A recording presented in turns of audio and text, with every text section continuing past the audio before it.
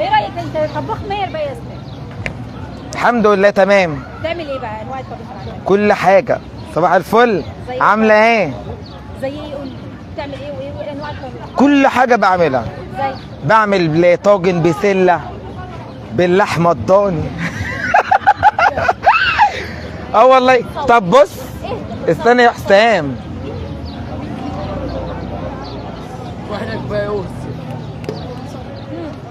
كمل انت هوا.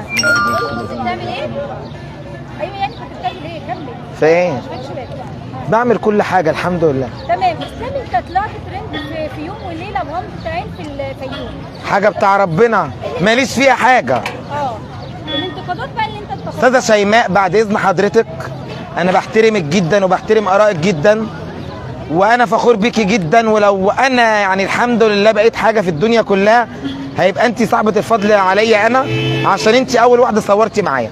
عايز اقول لحضرتك حاجه، اول تصوير معايا انا مش مزعلني ولا مضايقني ولا اي حاجه، لانه ده فعلا هو ده شرف ليا، مهنتي، اكل عيشي، رزقي، اللي بيوكلني ويشربني، والحمد لله باكل منه وبشرب منه وبصرف على نفسي منه، وانا فخور بنفسي الحمد لله.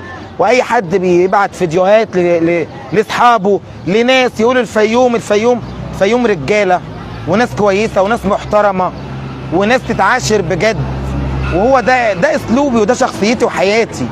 هو ده اسلوبي انا، اسلوب اسلام وحياه اسلام وشخصيه اسلام، والحمد لله انا فخور بنفسي، مش زعلان من نفسي. يعني ما زعلتش ولا اتأثرت ببعض الانتقادات؟ ولا اي حاجه في الدنيا تزعلني. تمام. قولي حياتك ايه بقى يا اسلام؟ مش وقته يا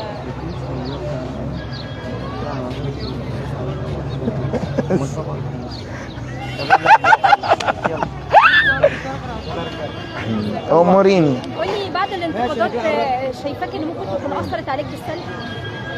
اثرت عليا ازاي؟ يعني اتضايقت، زعلت؟ ولا بتضايق ولا بزعل ولا يشغلني اي حد في العالم كله غير شخصيتي ونفسي وناسي اللي انا عايش حواليهم واهل منطقتي.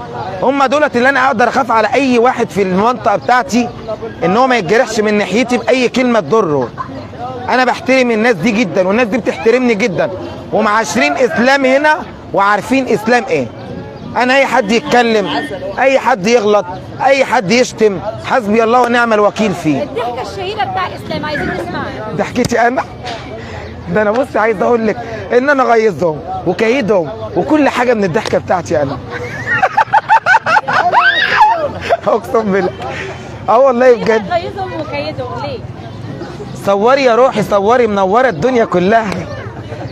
يعني انا اتمنى ان الامارات دي يجوا يصوروني انا، ده انتوا شرف ليا والله بجد. طيب ليه بتقول ان انت الضحكه بتاعتك غيظهم؟ اولا ضحكتي واسلوبي وشخصيتي واسلام، شخصيه اسلام مش هتتغير عشان اي حد في الدنيا كلها. ده اسلام اللي شرف ليه اكل عيشه بيشتري ويبيع طول عمره، مهنتي وشغلي وشرف ليا، واتشرف بشغلي ده قدام اي حد في العالم كله. بس تمام. وعايز اقول ان انا اصلا في حد غالي على قلبي قوي قوي، لسه جايين الاسبوع ده زباين عندي والله، زباين محترمه جدا وغاليين على قلبي جدا. ده حبيبتي، دي حبيبتي ربنا، ده انا عايز برضا الناس البركه دي لازم اخلي لها ليمون مع اصفر عشان اديهولها هديه. يعني انت بتعمل اكلات بقى والناس بتشتري منك؟ طبعا بعمل، لا انا ما ببيعش لحد اكل، انا بعمل اكل بيتي انا. يعني انما انا بعمل ليمون مخلل وزيتون مخلل وبعمل كل حاجه مخلله بعملها وببيعها. طبعا ببيعها. بتعمل محشي صحيح؟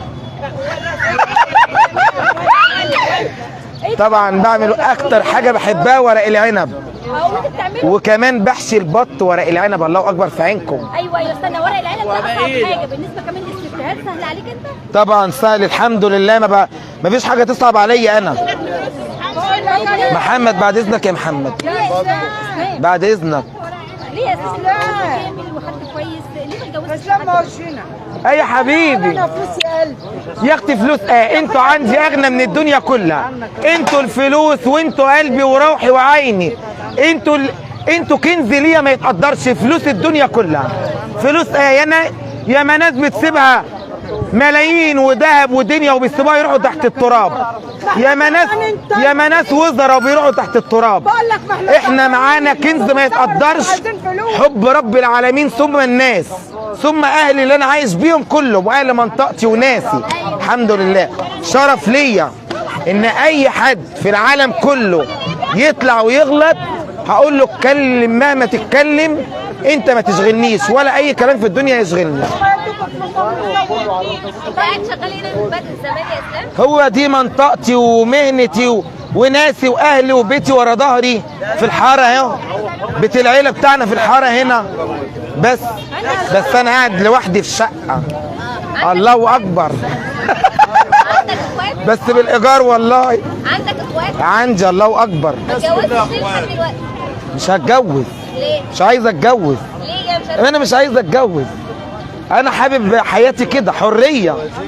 عندك اخوات غيرك رجاله؟ عندي الحمد لله. الله اكبر. 3 رجاله. الله اكبر. الحمد لله ربنا يخليهم يا رب. طب عايش لوحدك ليه؟ عايش لوحدي الحمد لله. انا حابب ان انا اقعد لوحدي. تمام. انت مشهور عند الاسعار عندك ارخص حد في السوق. والله بصي صلي على النبي. انا مش هقول ان انا عشان ايه حرام، انا ما بكدبش على حد. انا الاسعار زي اي حد. طماطم كيلو وربع ب10 وكيلو ونص ب10، الجزر ب5 جنيه، بطاطس النهارده ب10 جنيه. الحمد لله. نعمه الحمد لله. بس بعد ما طلعت ترند والناس كلها بتتكلم عنك، عايز يعني نفسك في ايه؟ نفسي في ايه؟ اولا لا صلي على النبي صلي على النبي صلي على النبي. اهدي بس كده. اول حاجه نفسي، هو اهم حاجه عندي رضا ربنا ثم امي وابويا عليا، دي في الدنيا وما فيها. تاني حاجه نفسي في شقه تمليك وعربيه ملاكي وتكون لونها اللي انا بعشقه. ايه؟ بعشق اللون الزهري قوي. ربنا طلب وطلعت مع المذيعه ريهام سعيد، ساعتها هيبقى احساسك ايه؟ ده انا شرف ليا. الاستاذه ريهام سعيد يعني عايز اقول لك ان انا بحبها جدا وبحترمها جدا وبحترم شخصيتها جدا. وانا والله بجد شرف ليا انا ان انا اشوف حضرتها واسلم عليها واكون قاعد قدامها. ده شرف ليا كبير. عايز تنشدها تقول لها ايه؟ عايز اقول لها ربنا ينصرك ان شاء الله. طبعا شرف ليا ان انا اكون مع الاستاذه ريهام سعيد اللي انا بحلم في يوم من الايام اكون قاعد قدامها. وعايز اقول لها ربنا يسعدك وينصرك وربنا يخليكي للناس المساكين جدا. وربنا يا رب يسعد ايامك يا رب دايما ويديك الخير دايما كمان وكمان. انا كل يوم حلقتها لازم بتفرج عليها على قناه الشمس اللي هي يعني انت من خلال موقع بصراحه انت بتناشد الاعلاميه ريهام سعيد. استاذه جدا محترمه وشخصيه محترمه. برفع عليك سماعه التليفون من فريق الاعداد وعايزاك. انا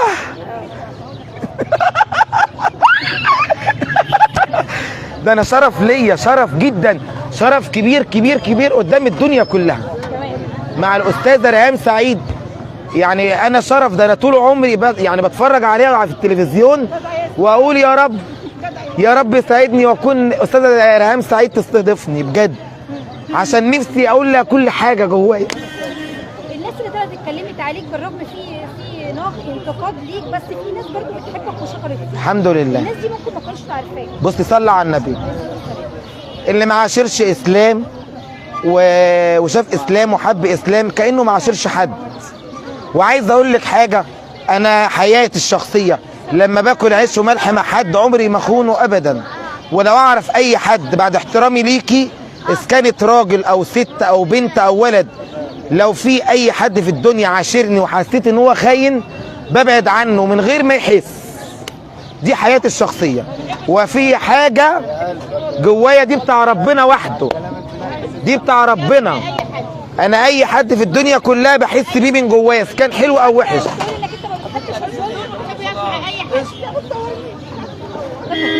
لا دي ام حسام جارتي وست دي ام حسام اهو. ام حسام جارتي دي ست محترمه وشخصيه محترمه وست ارزاقيه على الله، ربنا يرزقها يا رب. بتجاهد برضه الحمد لله. الناس بتحبك كتير قوي يا اسلام. وانا بحب الناس كلها الحمد لله. تعالى ورايا هنا يا تعالى ورايا هنا في الشاي اللي انا قلت لك عليه. ماشي حسام حبيبي احلى كوبايه شاي بشربها من ايده والله بجد. يا استاذه يا استاذه والله الحمد لله انا مش محتاج اي حاجه من حد، ومش محتاج حد يتكلم عليا كلمه وحشه. انا فيا اللي مكفيني والحمد لله. انا ولا رحت لحد قلت له اديني حاجه من جيبك، ولا وقفت على باب حد قلت له اديني رغيف عيش. انا الحمد لله باكل وبشرب وبصرف على نفسي وبشتغل وبشقى، وده شرف ليا ان انا بعمل كل حاجه لنفسي، وبقالي اكتر من 20 سنه في المهنه دي، عمري ما احتجت لحد غير رب العالمين. انا عايز اقول لحد بيتكلم على اسلام كلام مش كويس، حسبي الله ونعم الوكيل فيك. طيب يقال ان في الطفوله انت كنت متربي مع حريم، ده حر- بيتقال، عايزاك ترد. صلى على النبي. انا اصلا يعني بصي هي حياتي كنت بشتغل بجنيه ونص. عارفه يعني ايه جنيه ونص؟ اشتغلت اكتر من 3 سنين بجنيه ونص في قهوه هنا حضرتك، فاهم ازاي؟ ورجعت اشتغلت في فرن عيش كنت باخد 5 جنيه. انت عندك كام سنه؟ ده كان عندي 8 سنين 10 سنين، كنت صغير. كانت والدتي عايشه الله يرحمها ويسامحها. انت دلوقتي تعالي يا روحي ما تزعليش يا روحي، تعالي يا بطه. دي بنت اختي الغاليه دي برضه، بنت جارتي بس بنت اختي. نزلت السوق من امتى يا اسلام؟ طول عمري بشتغل. برضه ما ردتش على السؤال. اموريني. انا عايزاك ترد على كل كلمه اتقالت. صلى على النبي. بيتقال ان انت اتربيت مع حريم، عشان كده اسلوبك مايل للانثوي. اتربيت مع حريم، اتربيت مع رجاله، اتربيت مع اي حد، ما حدش ليه حاجه عندي. انت دي كنت ليه؟ ليه بقى يعني؟ لا طبعا رجاله وعائلتنا اصلا عيله الحمد لله كبيره، وعيله رجاله اصلا، واخواتي رجاله الحمد لله. وانا اي حد بيتكلم عني ولا يشغلني. انا دي حياتي، شخصيتي ونفسي وضحكتي واسلوبي، ومش هتغير عشان اي حد في العالم كله. هو ده شغلي وضحكتي، وكل حاجه بعملها انا فخور بيها، محدش ليه حاجه عندي. لو طلبوك في التمثيل يا ريت. دي حياتي. بصي يا استاذه صلى على النبي، انا ولا اتعلمت ولا دخلت مدارس ولا دخلت كليات ولا دخلت جامعات، بس انا الحمد لله يعني ربنا يا رب يسعد كل واحد دخل مدرسته ودخل كليته واتعلم وبقى حاجه، هقول له ربنا يصلح حالك ويسعدك كمان وكمان. وانا ربنا ساعدني بشغلي وحالي ده. لو ربنا كاتب لي ابقى حاجه هيكتب لي، ربنا مش كاتب لي خلاص انا راضي باي شيء. قد ايه؟ اكتر من 20 سنه. والله. طب مش لما تتجوز يبقى عندك اولاد؟ مش هتجوز ومش عايز اتجوز. انا هقول لك عايز ايه من الدنيا؟ انا عايز والله يا محمد يا حبيبي، انا عايز عربيه تكون لونها زهري كده، بس بص تكون عربيه جميله قوي قوي. السؤال عايز عربيه حديثه؟ نعم. ولا عايزها 2000 وكام دلوقتي؟ بص يا حاجه يا حاجه صلى على النبي، انا محترم، شخصيتي محترم، ده انت شبشبك على راسي. لا يا باشا، بص يا حاجه كل البيع ده ما يشغلنيش، انا طول عمري ببيع وبشتري، ولو قعدت من هنا للسنين الجايه بقى عشان تاخد فلوس. بس الحمد لله. يعني عايز اقول لك طلعوا اتكلموا شتموا غلطوا ولا يشغلني كلام اي حد. رسالة بقى لوالدتك الله يرحمها. يا بص تعالي جنبي هنا، تعالي جنبي هنا، رسالة. تعالي تعالي جنب انا هنا، تعالي جنب انا هنا جنب حبيبك، تعالي. بقول لك انت مش حبيبتي، مش انت حبيبتي؟ تعالي جنبي هنا. الحمد لله مركز والله، انا مركز وفي عقل يوزن بلد، ودماغي دي الحمد لله توزن محافظه. الناس بتحبك انت طبعا، كنت بتتعلق بوالدتك زيادة عن اللزوم. احكي لي عنها. اقعد يا ابراهيم. انا هقعد جنبك يا حبيبي. اقعد بقى يا ابراهيم الله يبارك لك. احكي لي عنها. انا والدتي دي كانت هي كل حياتي بجد، ولا الدنيا كلها تسوى. بس